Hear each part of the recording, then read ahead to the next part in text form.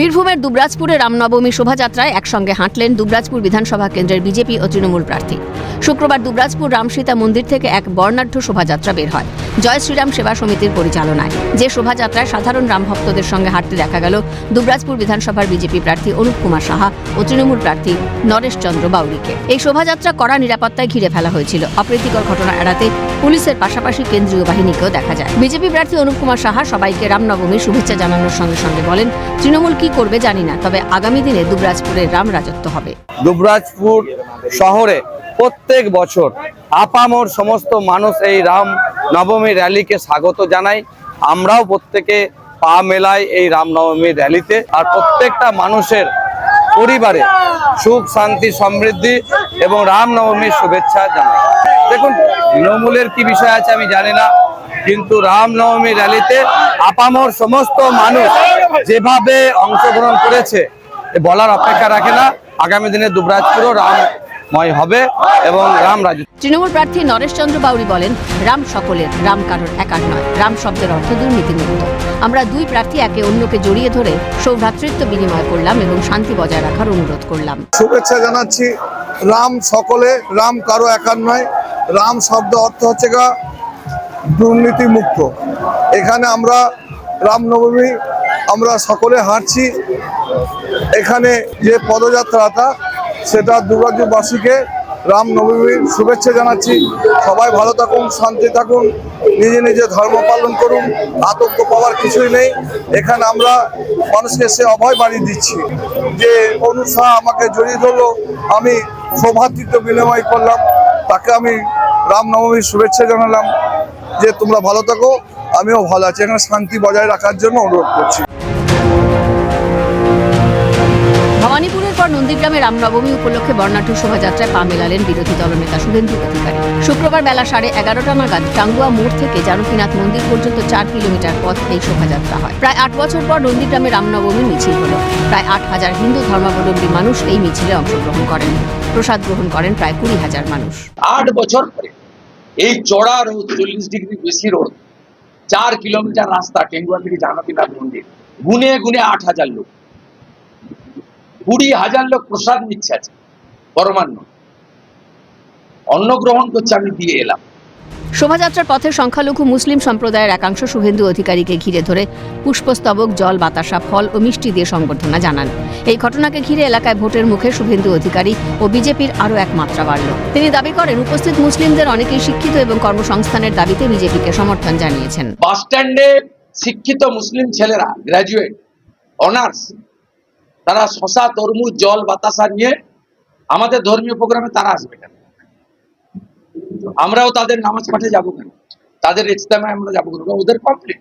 এটা মমতা ব্যানার্জি করেন।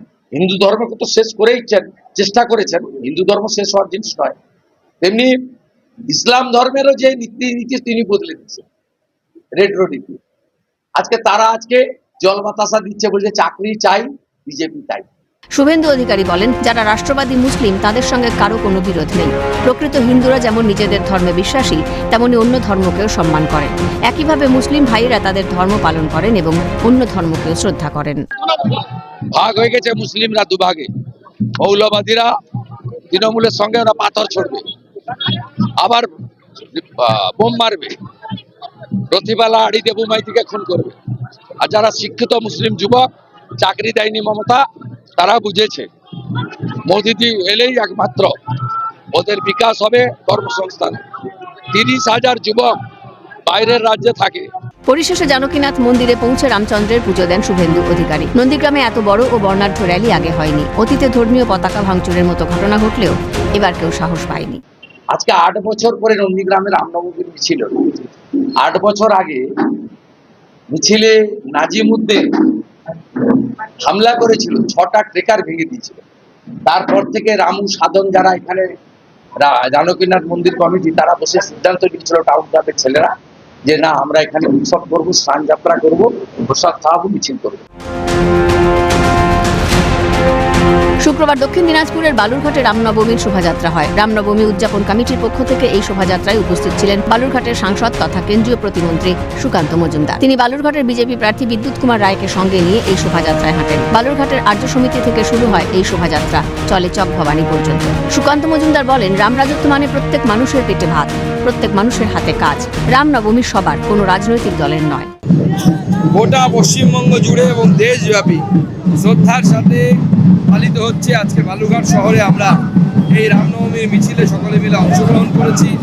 ভগবান রামচন্দ্র ভারতবর্ষের আস্থার প্রতীক, ভারতবর্ষের সুশাসনের প্রতীক। রাম রাজত্ব বলতে আমরা বুঝি প্রত্যেক মানুষের পেটে ভাত, প্রত্যেক মানুষের হাতে কাজ। যারা অন্য রাজনৈতিক দল করেন তারাও আসতে পারেন, তারা কেন আসেন না তাদের ব্যাপার। রামনবমী তো সবার, কোনো একটি রাজনৈতিক দলেরও নয়। ভগবান শ্রী রামচন্দ্রের নাম নিন, রাম জয় শ্রীরাম বলুন, আর রামনবমীর মিছিলে হাঁটুন। অস্ত্র নিয়ে বাধা কোর্টের রায় আছে, সেই জন্য হয়তো পুলিশ বাধা দিচ্ছে, কিন্তু এটা অত্যন্ত দুর্ভাগ্যের যে যখন ঈদ বা কিছু হয়, মহরম হয়, তখন কিন্তু অস্ত্র নিয়ে লোকজন মিছিল করে, তখন কিন্তু বাধা দেওয়া হয় না। হিন্দুদের উৎসবের সময় যত রকমের বাধা, যত রকমের বিপত্তি, যত ধরনের নিয়ম কানুন। এছাড়া তিনি পেট্রোল ডিজেল জ্বালানি সমস্যা নিয়ে কথা বললেন। এবং যে যুদ্ধকালীন পরিস্থিতিতে অপরিশোধিত তেলের দাম বেড়ে গেছে, আপনারা জানেন, তার ফলে পরিশোধিত তেলের দামও বাড়ার সম্ভাবনা থাকছে।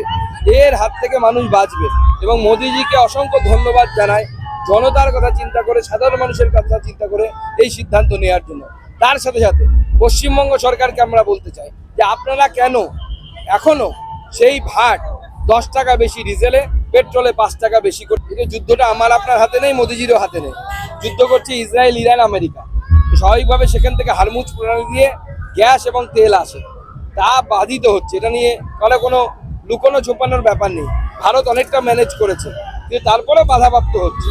স্বাভাবিকভাবে অনেক কিছুই ঘটতে পারে, তাকে কিভাবে কন্ট্রোল করা যায়, এই সময় কালোবাজারি ঘটতে পারে। সেই কালোবাজারি যেন না হয়, তার জন্য মাননীয় প্রধানমন্ত্রী সমস্ত মুখ্যমন্ত্রীদের বৈঠক করেন। রামনবমীতে কোথাও দেখা গেল সৌহার্দ্য, আবার কোথাও ভোটের প্রচার।